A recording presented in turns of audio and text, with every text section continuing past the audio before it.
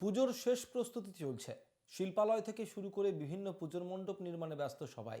বিশেষ বিশেষ থিমের পুজোর মণ্ডপের কাজ প্রায় শেষের দিকে। হোজাইয়ের পুরনো বাজারে আদর্শ দুর্গাপুজো সমিতি এবারে ৫৮ বছরের পুজোয় মণ্ডপ এবং প্রতিমাতেও রয়েছে বিশেষ বিশেষ আকর্ষণ।